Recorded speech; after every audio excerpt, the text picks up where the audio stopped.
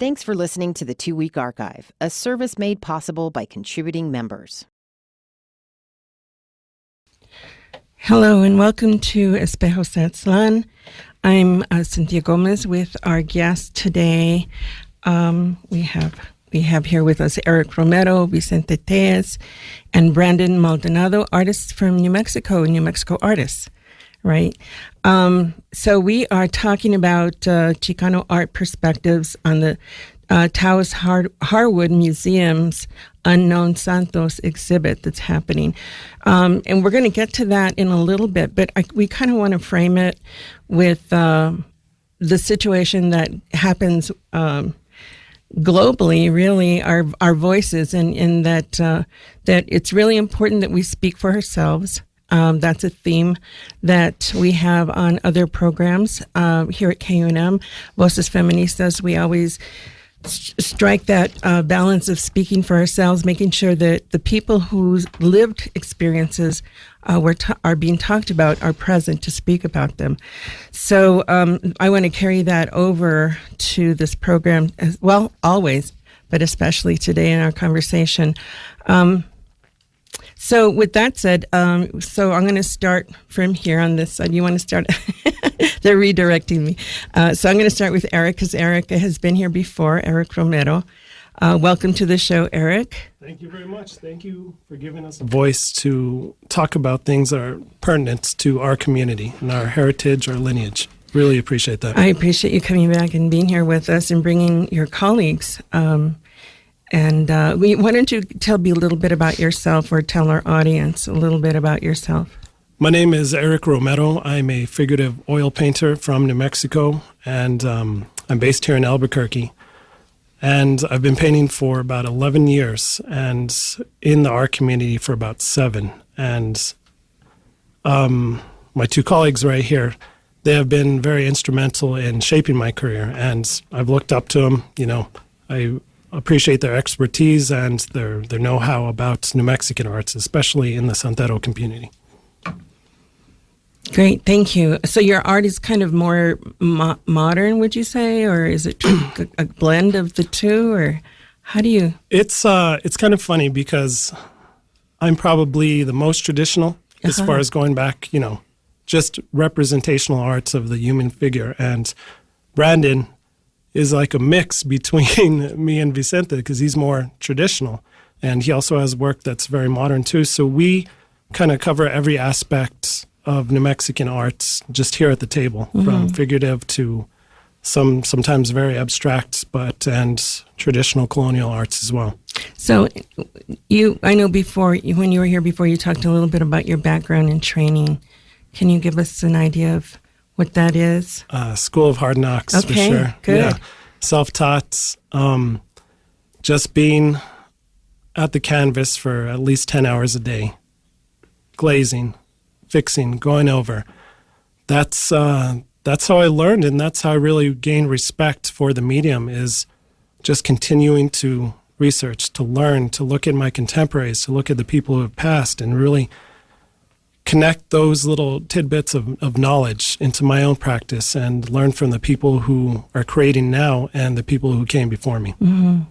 So you also have mentors in the community. I think you've mentioned before that you have a curator that you've worked with before. Oh yeah, Agustin Romero. We all are good friends, and he's helped our careers here at the table a lot. I mean, he gave us, like what you're doing, he gave us our voice in the visual arts. Well, and I think I left the last program. I know I'm familiar with Agustin and the programs that he's curated at the South Broadway Cultural Center. But what does the curator do? Can you explain that? Any of you can all throw in here. What is the role of a curator? I think we should let Vicente because he is a nationally renowned curator. Nice. Okay, Vicente. That's taking a little bit too far. No, maybe not. That you have the experience is important, and I think a lot of people don't, like myself, don't really understand what a curator is, and how do you become a curator? I'll give an example of why I think, starting with Agustin is at the shows. He's involved in the community. He speaks with the community. He understands the pulse of the community. And I look up to Agustin is because, being a creative, being a painter, being an artist amongst all these, these fine creatives here in New Mexico, you begin to feel the pulse. You begin to understand what voices aren't being heard, what voices need to be amplified, how can we amplify it, and how do we do our communities justice with what we're trying to say. We have to be good stewards of our neighbors and our vecinos, and we have to really be considerate of all that can go wrong, but a lot that can go right. Right. I feel like I'm curating today. You very much are. So it's interesting. It's like how you bring voices and people to the table to share the space, to hang your art, to share your voice.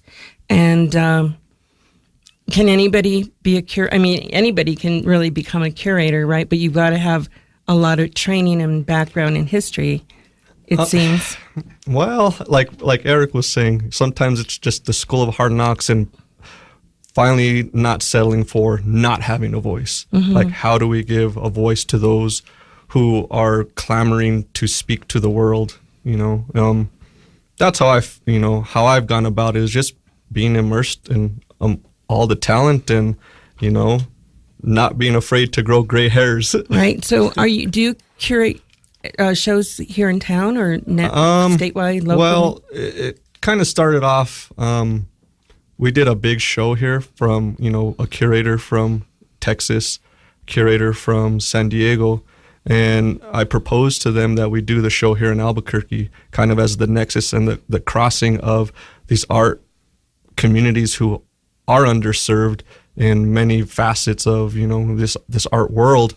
And for me, I felt it was very fitting to be in New Mexico because some of the first art created by, how you want to say, a Nuevo Mexicano, some of the first art created by a Latino, a Mexicano, happened here in New Mexico. Mm-hmm. So it felt very fitting to bring this, from California to Texas to cross here in New Mexico, and having artists from Colorado. How do we all begin to support each other? How do we create bridges of understanding, of communication? And so, the show was called Son de Allá, Son de Acá, kind of a take on ni de allí, ni de acá. But we are from here and we are from there. We got to start accepting our role, and not let it be diminished and not, put ourselves out there as, diminishing our role in the history of, this place. The show is now, it's in the Chicano Park Museum and Cultural Center in San Diego. And these two fine gentlemen here are part of the show, along with, a lot of amazing, artists, that, you have, Rachel Tapia, you have Bidayo, you have, Arthur Lopez. So it's pulling from these different ideas of life and travels from the traditional to the contemporary. I kind of pulled this together in the last couple of days, and you happen to be 3 male artists. And so I'm curious, are there other female artists out there that I can invite in and bring in? Because I know that might be a critique of me, and I want to be inclusive. And so, you mentioned at least one artist. Is she New Mexican? Oh, they're all, the curation of my point was bringing all those New Mexicans. Yeah. Okay, Vicente great. is very sensitive at making sure the count is equal in that's his curation. Good. That's if good he's to know. allowed to represent 10 New Mexican artists, he'll find 5 males and 5 females. So he's thinking about all these things that people could critique. Yeah, and we should, right? I mean, that's what I was just doing. We should always self-critique and make sure that we're giving a balanced opportunity, right? And Brandon, thank you for sharing that. Yes, comment. I'm Brandon. You haven't introduced yourself yet, and we'll do a little bit more with you, Vicente. But Brandon, why don't you share a little bit about your background? Certainly. My name is Brandon Maldonado. I am of New Mexican ancestry, and I probably grew up thinking I'm Coloradan, but, people that study this material talk about New Mexico Santos. Mm-hmm. They tend to say people from New Mexico and southern Colorado. Right. So there's this imaginary Extension, line yeah. that when the Americans came in that divided this group of people and families, and a lot of these little communities are referred to as manitos, talking about brothers, because you recognize that you are related to these people all the way down from southern Colorado down to Santa Fe, and even further south where Vicente's family ended up settling. Me and Vicente, we know that we share DNA ancestry, but his people ended up going south to La Jolla, right? Where mine went north to southern Colorado. So, I thought I was a Coloradan because for the past 100 years, my family has been settled in a small place called Walsenburg, which is the renaming of the place. It was originally known as Plaza de los Leones, and I guess that has some reference to do with the mountain lions that are around there. I don't see them very often. I've been seeing a lot of deer though, in the past 10 years. It's changed in my lifetime.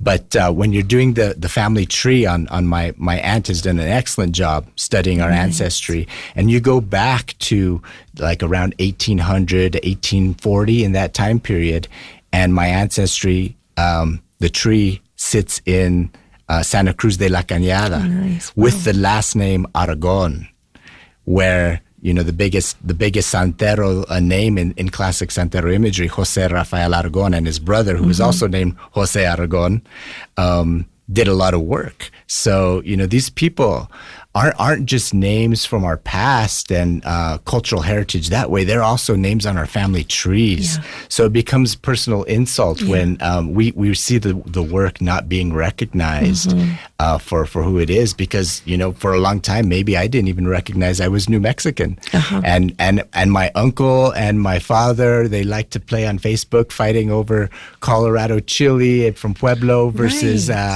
New Mexico chili, and it's this division thing, but it's really all part of the story of the same people. It is being divided by some imaginary line that came, when 100 years ago, a little more than that.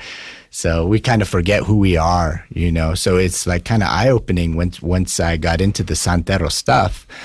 Vicente has been my teacher in Santero imagery, and so my work that was more figurative, not as figurative, realistic as Eric's work, but very figurative, and maybe we have a lot of the same influences and artists that we like from the classic period. For which classic period? Well, not the Santero classic period, but we do like those two together. But maybe we talk about Jan van Eyck or Caravaggio, people like that. European, that we love. Kind of European classics. Yeah, so it started with me doing work like that, and Vicente's telling me, "Oh, you're one of the best Santeros," and it's like, what is he talking about? I'm not a Santero, but the more and more I started listening to him, and he started teaching me about these things. It's like, wow, there's some really cool visual language things that these New Mexican Santeros were doing. And when I was living in Taos, 2013, 14, I'd ask Vicente, where's this stuff that you like, so I could go look at it? And I would go to the Harwood and stand in front of these things and go, wow, and trying to find how I could use this in my artwork. And it's not until recently, in the past couple years, that my work starts being more kind of influenced by the work of New Mexico Santero work. I don't know if I could call myself a Santero in the way Vicente can legitimately call him that, but it's funny to see my work go towards that direction while Vicente is doing more realist work stuff from our conversation. So it's a cool dialogue that all three of us have been having, and just realizing like, oh wow, we actually share ancestry too. So it goes deep. So your work is, I did look at your page, your Facebook page, and saw some of your artwork, and it's like kind of cubism. It's all over the place. That's the only thing that I know how to do. It's like I'm not. Yeah, I have no art history or form, background, except for my own personal work that I do. But it was very interesting because I could see the traditional in it, and I could see the out there, way out there kind Yeah. of imagery that you were creating, but it was very powerful and very Thank you. very creative. These just are like loved it. tools on my tool belt. You Yeah. know, I have this series I call my Picasso Thief series. Yeah. So I'm using that Cubist That's- element. that's what I was And I seeing. also had like these kind of big-headed characters that grew up with me being a graffiti kid, Mm-hmm. but adding that to classical European aesthetic. And now bringing in the New Mexico Santero aesthetic, it's kind of this gumbo of all these things mixed in. So I don't even know what you'd call it, but it's me. It's you. all my I was going to say, it's influences. who we are, right? Yeah, We're just yeah. expressing It's who fun. we are. It's fun. And it is fun. It's fun to look at, and it's exciting. And it's also really powerful. There was one piece, I just have to talk about it. It was the mountain image. Maybe the Sangre de Cristo. Yeah, Sangre de Cristo. Christ, not as metaphorically a mountain, but actual literally As a the mountain mountain. is Christ, like That was fallen profound. from carrying the cross. And That was profound. And now even more so. It's profound also personally, even though it's southern Colorado. You know, the Sangre de Cristos runs from Santa Fe all the way up into southern Colorado. Oh. And in Walsenburg, everything is named Sangre de Cristo interesting. Laundry, Sangre de Cristo this, Sangre de Cristo Realty. And, you know, it was about a year ago, my grandma got rushed from Walsenburg in a helicopter, had to go to the hospital, and we thought we were going to lose her. Yeah. And we're in the hospital sitting there at her bedside thinking this is the end. And they're like, well, we could leave her in here and fight through it. Or we could put her in the care of Sangre de Cristo Hospice. So it's that term that I heard my whole life. Mm-hmm. Whoa. You Yeah. know, personal. And so it's cool to see a painting like that people can react to personally. That was really amazing to me. I was like, wow, I would have never conceived of that. But that's exactly what it is. And I only know it as in terms of Santa Fe. I didn't realize it extended further north. Although I should It's the know Rocky that. Mountain It's the Range, Rocky you know, Mountain so Range. it's- Exactly. when- We kind of break things up in pieces that we're familiar with, right? Mm-hmm. And so, but I was very touched by that, by the title and the image. And yeah, it was really nice. So I want Thank to you. kind of switch over here to Vicente. Yes. And you're the more traditionalist of the three of you. That's stretching it, but I Okay. do operate in, you know, the tradition. It kind of got started as a comment many, many years ago. I would say 2004 in a UNM class. Moved away, started painting. Got back to New Mexico, and, you know, first art show was at San Felipe de Neri in 2006, and I've been making santos for, you know, ever since. So it's been, you know, quite a bit of years, almost 20 years now. And, you know, I've grown with, you know, the art form, and the way I'm thinking about the art form, the way I've read and studied about the art form is kind of, you know, pushed me to this place where it's, you know, the idea of having a tradition continue is being able to grow in it, you know, being able to push the bounds, being able to incorporate my personal experiences, much like I feel the Santeros did. And, you know, and really appreciate the qualities and ideas and the aesthetic vocabulary that these classic period Santeros were doing. For me, I see them as pieces to be able to grow upon, right? Do I want to be a footnote in this kind of art form, or do I want to be a chapter? Mm-hmm. Do we want to be those who create and leave a legacy, or do we want to, you know, be fulfilled within our own self in our art, which is fine too, right? So it's learning about the art form, really deep diving, and really, you know, trying to get an understanding by talking with our elders, by talking with, you know, some of the most humble, blessed people like Marie Romero Cash, Charlie Carrillo. You know, you have these elders in there that have vast amounts of knowledge. You know, I think about, I've been doing this maybe 20 years. They've been doing it 40, 50 years. Right. How many accumulated hours of knowledge do they possess? Right. And when you combine that, you have, you know, this vast amount of knowledge that if you take the time to engage, they'll engage you back. And I think that's where I've tried now. Like, I think about Eric's work. I think about Brandon's work.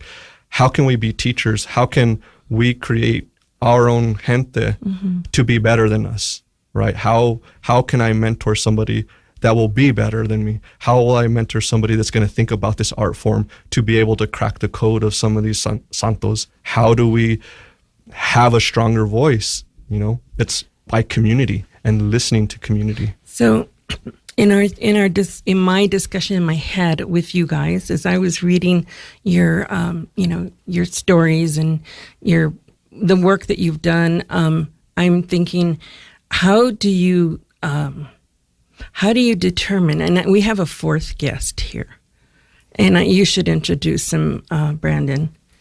You mean Jose Rafael Yes, Aragon? please. Yes. That I brought an original retablo by Jose Rafael Aragon. You know, I mentioned his name earlier, but his dates, I believe, is 1896 to 97. 1796.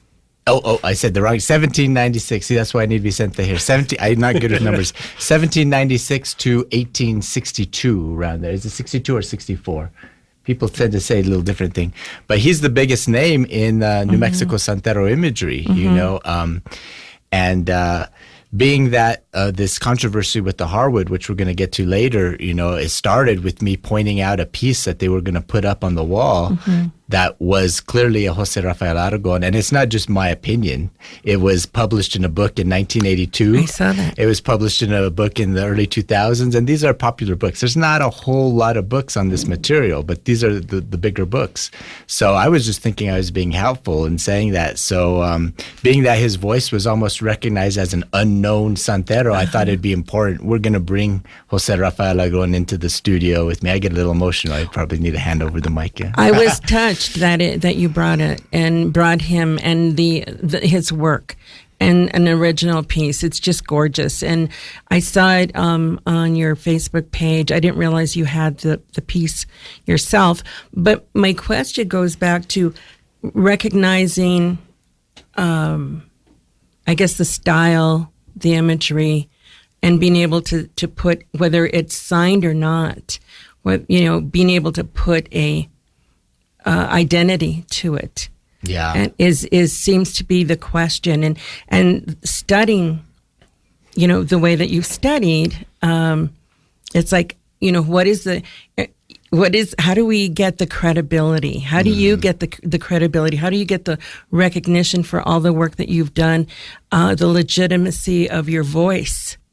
And that's really what we're talking about is legitimacy of his voice through his art and who he is, his identity, and not being one of the unknowns, but really being recognized, by those who knew him. And that's I imagine that's how we live life, is by recognizing each other, right? And saying, oh, I know who you are. I know you by your work. And so can you explain a little bit about that? I will say it is a little difficult if you're a novice in looking at this material to recognize what's the difference of this and that. But there are so many people who have dedicated years, like Charlie Carrillo and Marie Romero Cash and Felipe Mirabal, to studying this kind of thing. And, even me, just with a few years of really taking a deep dive, you see that there's certain signature things they do to distinguish themselves from each other. The way the nose comes down in the shadows is Jose Rafael does it in a very distinct way. And it's kind of, these images, they're not more realistically rendered. They're very graphic with line work. And the way I think you look at like someone that's a handwriting analysis that could look at, is that a forgery of someone's signature, or is it valid? You start to pick up on tendencies. And for me as an artist, I understand that his line weight is different, than mine. And I could be really good at copying it, but I have a certain tendency of how I use my lines. So you'll see that in these works that look similar from one artist to another. It gets difficult. It's like, well, look at how he's handling the line weight. Look at how he did the shadow on the nose. Vicente, do you want to add some things to that? I think what Brandon's kind of alluding to is we don't get confused in the art world as a Modigliani to a Picasso. And for those who are really engaged in this art form, it is that, night and day as these artists who are creating. Okay. How do we, for those, like Brandon said, you may not be able to pick it up, but for those who, are engaged in this, it's like looking at a Modigliani or a Picasso. We've put in the time to really understand this. Yeah. So, we see how if people at the Harwood didn't do the research and are relying on someone else to do it for them. So in me pointing out like what it is, it's very difficult for them because they didn't put in the time to research these things. But there are so many people who have done this, and rather than what I've been told in the controversy is that they have one expert and he says this, and that's good enough. But maybe not. Maybe not, Yeah. because it's published in books Right. that Apparently these there's- works were already attributed, and More has to be done. more has to be done. Yes. Something has to be done. Someone asked I posted this on the Raices Facebook page and posted the image of Aragon's Yeah, image. It isn't this one actually. it's The not. photo that I'm holding a piece. It's a photo of the king, Okay. Yeah. Because it was a crown, I Rey remember. Fernando Okay. the Seventh. So that's a piece from the Colorado Springs Museum that we had the good fortune to go into the vault and really get to look at these things for our own research. Okay. So who was that by? That's by Jose Rafael Aragon. It is also. Yeah, Because there was a question, someone who posted in there said, this looks like Adán's work. Yeah. And I thought that was interesting. And I said, said to myself, well, I'm going to have to ask that question. But it's important because I think the other artists, and I think they were referring to Cariaga. Yes. Right? Yeah, that's what I'm thinking. So, and we're assuming that, but he's the other person that I would think of. But I'm sure that Santeros who have learn from the masters. Yeah. The masters' work. These New Mexican Santeros of 200 years ago during the classic period, they created this beautiful visual language, and they were abstracting and deconstructing these forms 100 years before Picasso made that a thing that we should care about. And so the visual language isn't something that was made up by these artists from the contemporary times. Right. They're referencing things they see in Jose Rafael Aragon's imagery, the zigzag line, the way the lines taper, all this cool visual vocabulary. So if I could see how people that aren't familiar with the classic period works would say, oh, that's someone copying. Maybe they thought me holding up the piece in the picture, like, oh, I'm copying Adán. But, no, this is our heritage from 200 years ago, that Adán was well-versed in this imagery. And this isn't the first comment. There was comments of other ones that I shared, like, that looks like my grandmother's work. Exactly. And it's like, and well, it your grandmother's well-versed in Jose Rafael's imagery. Exactly. It should. In some ways, we should be familiar because it's the heritage is being passed on. And we're taking that and modeling after that, right? We're growing from that. We grow ourselves from that. And then we add whoever we are to add to that. Yeah. So I'm going to take a moment and just remind folks that you are listening to KUNM, Espejos de Aztlan. It is 7:29, and we're going to probably take this conversation into the next half hour. I think we're having a good exchange, and I have guests Eric Romero, Vicente Tejas, and Brandon Maldonado, New Mexico artists, and versed in, I say retablo, but you say Santos. Santero imagery. Okay. Retablos are the boards. Yeah. Bultos is the sculptural carving, three-dimensional. So, they consider themselves escultores. Yes. We see that was how it was written in the documents. Yeah, the right? old documentation, Yeah, I saw that. maybe marriage and birth certificate. We have all this stuff where they maybe baptize somebody because they were someone of status, and they're the escultor. And that was their kind of sculptor. trade, right? Yeah. That was what they did. Yeah. They were the. Yeah, they were sculptors. So I could go back to the reason why we're talking about this topic at all is the Harwood thing. They have a piece on the wall next to the retablo saying that these artists, these craftsmen didn't consider themselves artists. That's why they didn't sign these. But Disrespectful. that's totally disrespectful because there are some signed, and we know the research has been done that these people were referred to as sculptors, escultor, And pintors. pintor, painter was also mentioned. But we even have retablos. There's a beautiful altar by Jose Rafael Aragon in the collection in Colorado Springs at the Fine Arts Center that has him saying this painting was done by the maestro Jose Rafael, the master, so they definitely consider themselves artists. Yes. And it's pretty offensive, like Eric says, that you're not recognizing that. You're just going to say they didn't. I mean, there are a few that are signed, but they do have signatures. There's some Jose Rafael. Some people never signed their works, but that's a tradition in Christian art. You can look back to the times of the Renaissance with Michelangelo, and there's that great story of the one piece that he signed was the Pieta, which is the Virgin Mary, that sculpture where she's holding the dead Christ in marble. And people didn't believe he did that because he was so young and they didn't think he was capable. So that guy went over there and carved out his signature on that piece, and I think it's the only time he did that. But you're not making it about you, right? And I was going to go kind of get back to that because the original intention is creating a devotional piece. And can you talk a little bit about that? What that means in terms of this work? Well, if you're looking at it devotionally, that's one purpose, right?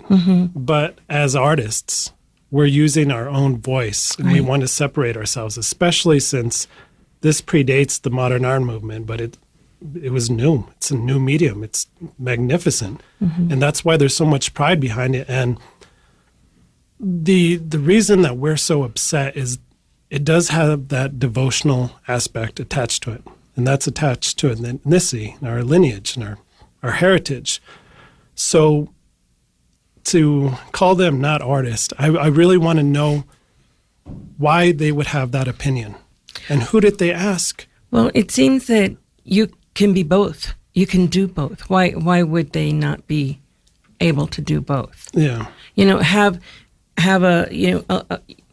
Create a devotional piece and be the creator of that piece. And even though you may not, the humility may say you may not sign it for those reasons, but you're still invested in that piece. Oh, yeah. You are still the creator and the artist, and that's, to me, that being an artist is being a creator of something. You're pouring yourself, and there is an inspiration usually that drives that, a devotion to that particular saint or situation or story.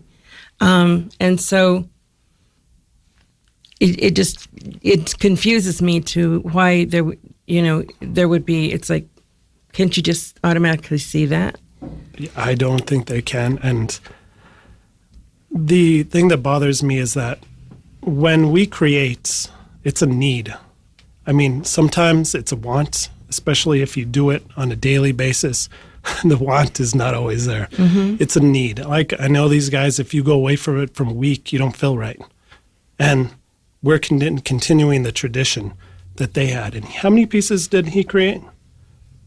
Jose Rafael Aragon, I would say just the things that have survived, we could probably find about 1,000 of them at least. Wow. That's a need. I mean, this was a community need because they didn't have the printing press back then, at least not in New Mexico, to the point where they could mass produce these things. There were prints coming up from Mexico City and central Mexico that they would use as models to paint these things, because everyone in the community needed to have something in their house. They needed to decorate the churches. So these sculptors, these artists, these painters had to take on the task of producing this for the whole community, And yes, the 7 cities of gold myth, they didn't find that gold here. So there wasn't a lot of wealth here. So they couldn't afford to do a year-long oil painting commission for something, They needed to come up with something so that they could have these images available to everyone in the community. So the stylistic development and part of them abstracting and deconstructing the prints and the paintings they saw was because they needed to whip them out fast.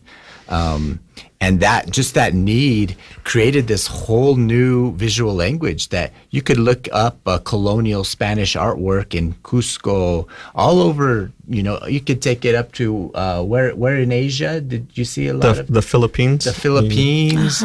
We see some stuff in Ethiopia. But the visual language of New Mexican art is very unique. It's very fascinating just to study these in comparison to other cultures that are producing similar colonial Spanish or Mexican. We call it Spanish market in Santa Fe, but it's such a unique language to hear. It has very little to do with Spain. I'd almost wish they called it New Mexican traditional market, because it is just something we should be proud of as New Mexicans. It's true. And to add on to these two gentlemen's point, I think the language talked about them in this most recent thing, saying that they're not artists, kind of reflects the attitude that brought these pieces into the institution's kind of possession, talking about these people in a very kind of derogatory way, is still being talked about as how are you going to call somebody or call a group of people who created their own visual language not artists? How are you going to tell these people who have, knowledge of their surroundings, they have ancestral knowledge, they have knowledge that was passed on by the native and the pueblos? How are you going to say that these people weren't able to interpret their world, to create their own vision, to talk to their own community, right? You look at these santos, and I can see how the sentiment, how they're looked upon, is from a European idea of what is beauty and what is art. They looked at Baroque paintings, but they chose to create an art form based on their homes, their aesthetic, and with a lot of influence from their surrounding communities. So this artwork deviates from the idea of painting Baroque paintings to create their own visual language. And for me, creating these and doing it, it's like, how can you fathom calling somebody or calling a group of people who have to create this language not artists? It blows my mind. Mm-hmm. I'd like to share a quote to kind of put into context. Vicente has this great book, because he's collected so much material on this subject of Santos, that there's this figure, Mabel Dodge Lujan, who's really recognized. Can you explain who she is? Well, who she was. Can you do that? I mean, she was, I want to share a quote from her, but she's a historical figure, right? Can you do it? Not really. I just know a little bit about her, and she was a collector and a, what's the word? Patron? No? Yes. Yeah, patron of the artist, and she brought a lot of people to New Mexico. Kind of with the Taos art movement back in the modernists and 1800s. Bringing in new artists from New York and wherever. I believe she was even trying to get Diego Rivera and Frida Kahlo to come there, but they never responded to her letter. So yeah, during that time period, she was bringing art to Taos, but at the same time, she amassed a huge collection of these santos that she ended up donating to the Harwood Museum in Taos. Is it close to 90 or about 90 pieces that she donated? It's around that. So she donated these, and this sounds great because this is giving our cultural heritage a place in Taos. What a great gift. But when you look at why she did this, she actually had an exhibit of her pieces of these classical santos in, I believe it was New York City. And word got back to the community in Taos, what she was saying about the Hispanic, Chicano, that word didn't exist back then, but the New Mexicans of the time. So I want to share one of the quotes that was printed that led her to actually give up this collection and donate it to Harwood within their first year. So this is a quote from 99 years ago, I believe was when she ended up donating the pieces. Harwood in Taos celebrated its 100th anniversary just last year. So here's a part of what she said about describing the New Mexican people. And and kind of seeing the parallels, comparing that to the artwork that she collected of these santos.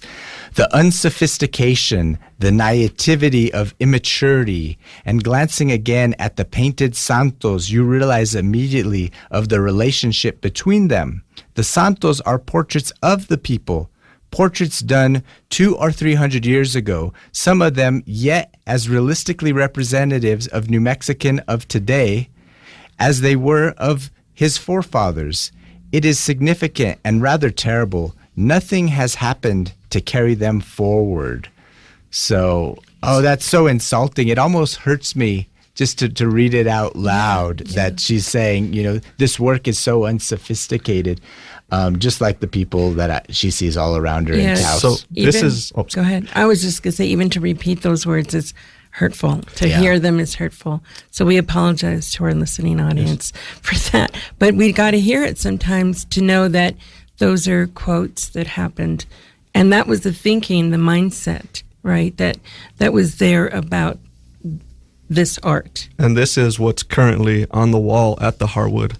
Because these craftsmen did not consider themselves artists, they rarely signed their artworks.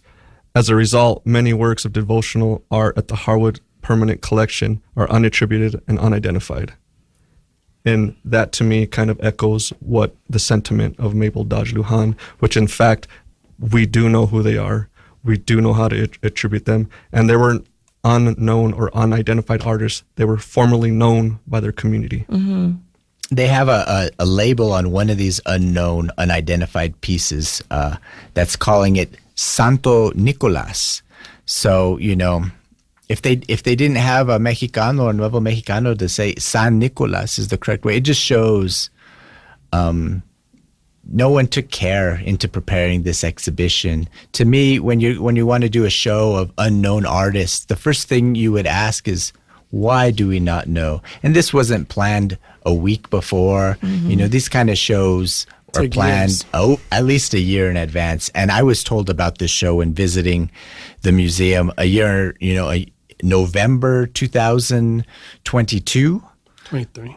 Well, that 22 was the first time wow. I was notified about this, and I was like, some of these are wrong. So please run them past me and my partner.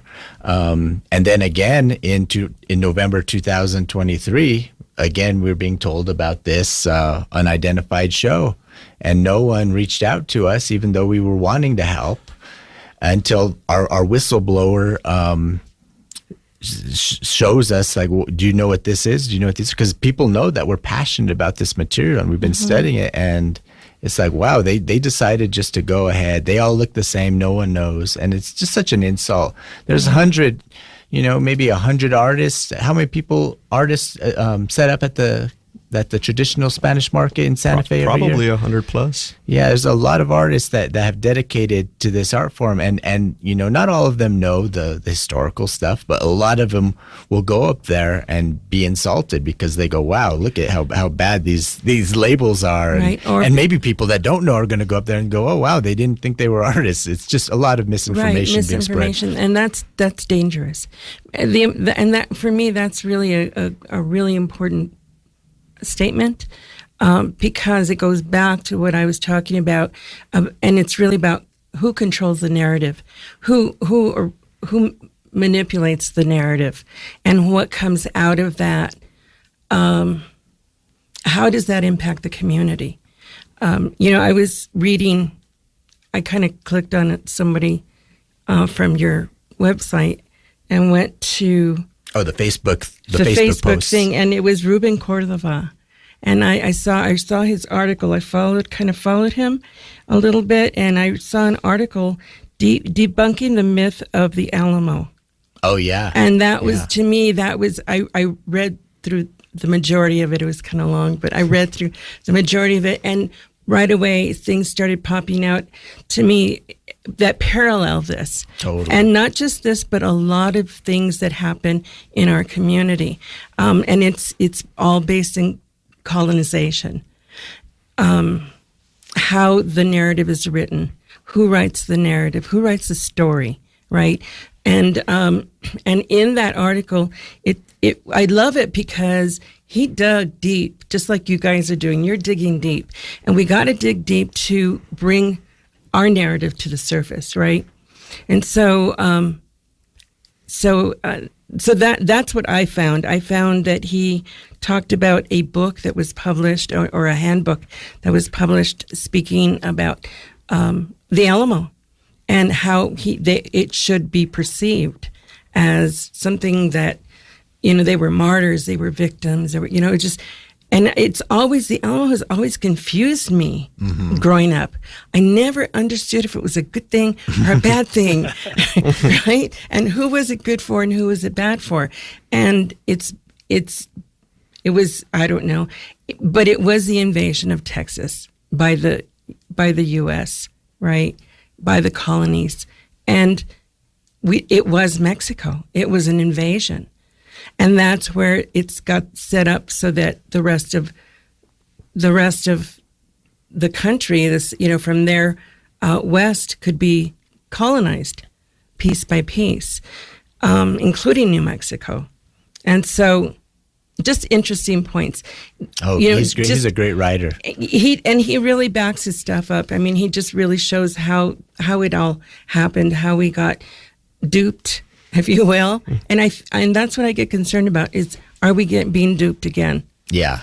Definitely. Yeah, me and Vicente did a show in San Antonio. So creating these bridges, that's where we met Cordova over there. So, it's cool that, kind of that show that Vicente curated, that's now in San Diego.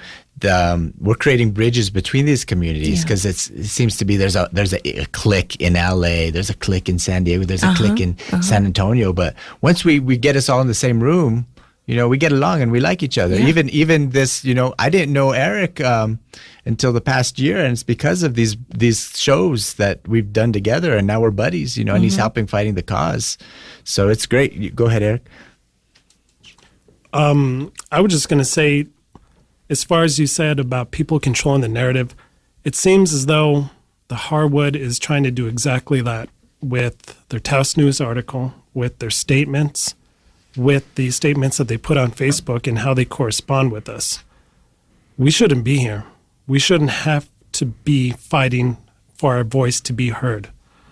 And that's the issue here. As Mabel Dodge Lujan, she had the same sentiment, it seems, that is being regurgitated today. Right. And what's even more insulting is that this is a New Mexican institution that's supposed to be well respected, accredited, an academic institution.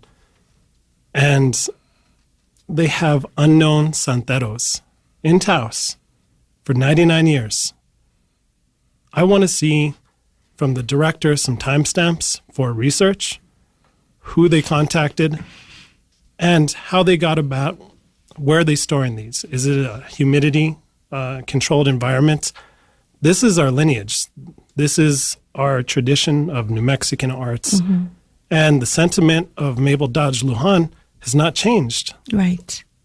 And our voices are being suppressed when Brandon and Vicente tried to help. Good intentions.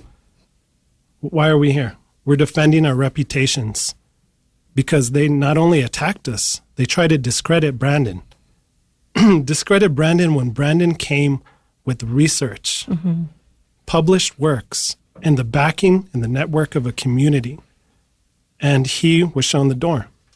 Were you called in to come and look at this? No, I wasn't called in. They're saying in public statements and in the Taos newspaper article that I've been invited to collaborate or, contribute in some way. And I haven't been contacted in that form in any way. So it just sounds like they're kind of putting out these lies. These lies. Let's call them what they are. Yeah. They're lies. Yeah, these kind of mission statements that say one thing, but, when you really get into the details, they're doing the opposite of this community outreach stuff that they're claiming that they're doing. So I'm hearing that Eric wants to see accountability. I want to see accountability from the director, from Taos News, and from UNM.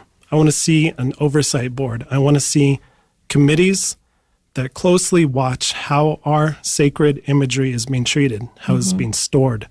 Why, an investigation as to why they would have 99-year-old donations that they didn't look into? And why are we being erased as a people to have a romanticized show? Well, who does that serve? It's not serving the community. It's not serving us. I mean, this is our religion, our heritage, and in some cases, our ancestry. Yeah. It really sounds just like Eric is saying that they're more upset that I ruined their unidentified Santo show by having them take down some of the best pieces than they are of helping get the names right. And that's just really gross to me. But just to be clear, you came with them with the best of intentions. Yeah, I thought I was helping, and I wasn't saying, oh, I know this stuff. I was using published books. Because you have a passion for it. It's a passion to learn, to acquire knowledge, and to apply it in your own artwork. And that doesn't seem to be reciprocated in these institutions when they actively punish us for helping a New Mexican institution identify sacred imagery. And I think, talking about passion, this passion isn't just this abstract thing. The passion is founded in knowledge. The passion is founded in research. The passion is founded as being a creator. So this passion that we're talking about isn't an unfounded thing. It is based in stuff that is very tangible. I'd like to take it all the way back to the beginning of this interview when you're talking to Vicente about what does it mean to be a curator. Yes. And all those things that he said. Yeah. These are curators. I don't know if they're PhD curators, master's degree. I have a bachelor's degree. This is irrelevant. Just I'm a human being. And to be treated this way by somebody that's representing our cultural heritage is very insulting. And oftentimes we are insulted. I mean, I hate to say this. I really hate to say this. But your situation is not uncommon. No. And that's kind of the bread and butter of this interview. For me, it's like I love bread and butter.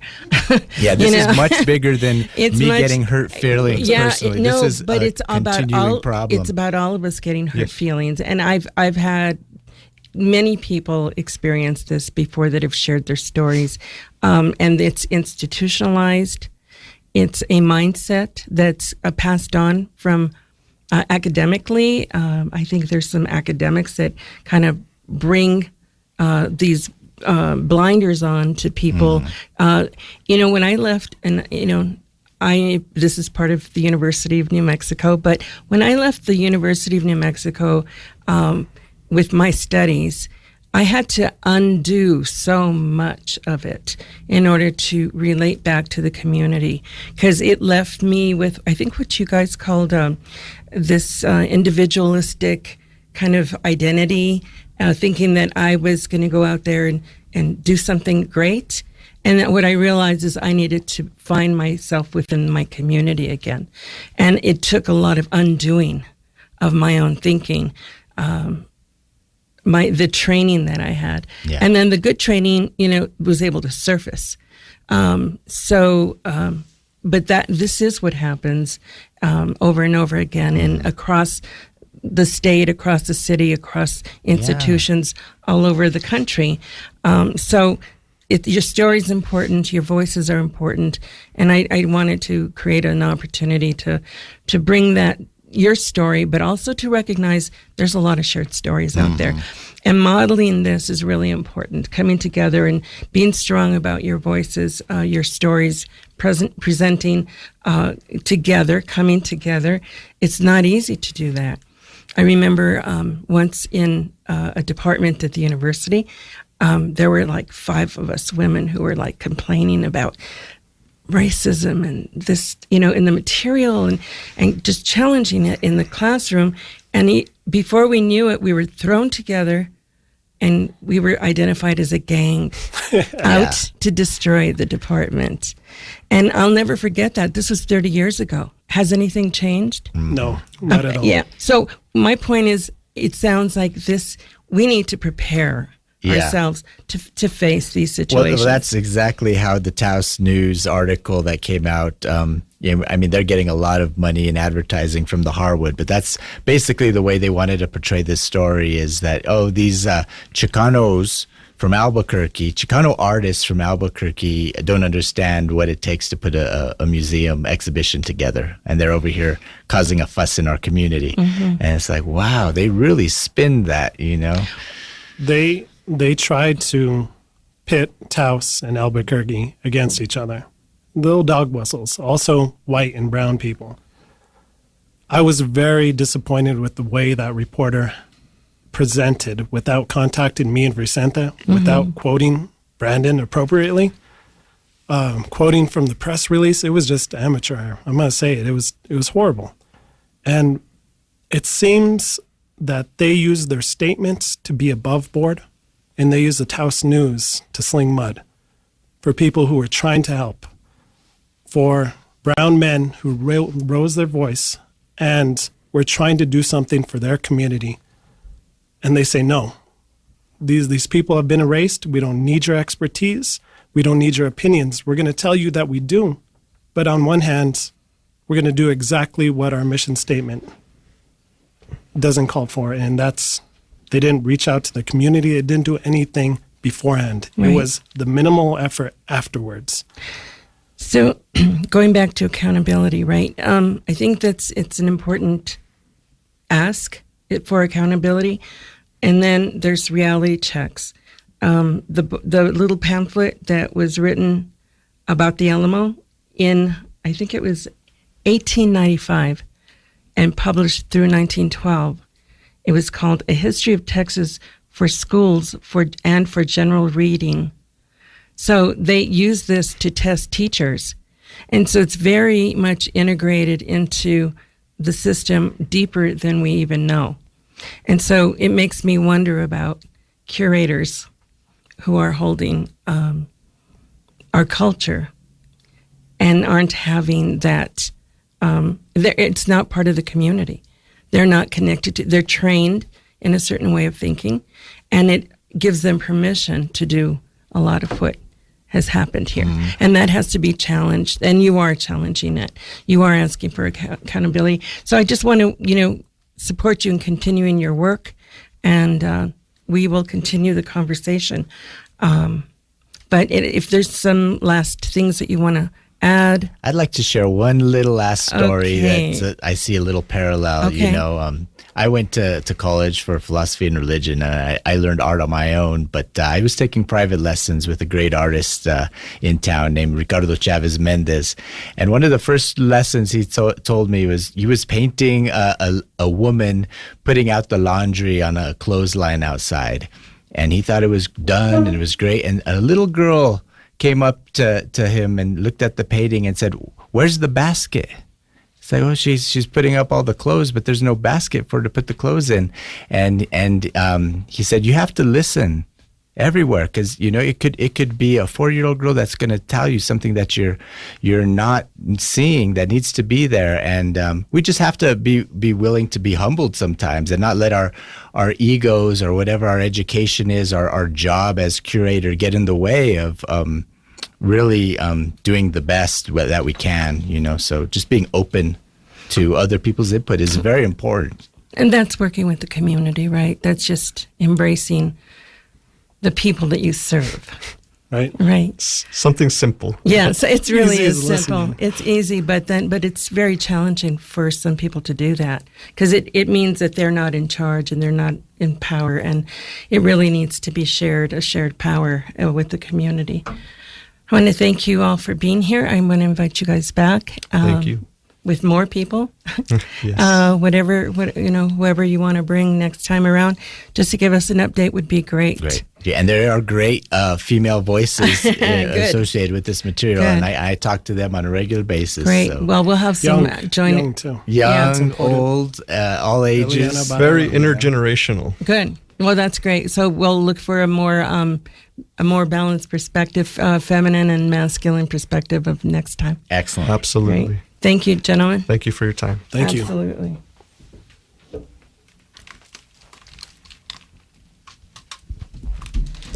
So you are listening to KUNM, Raices music coming up.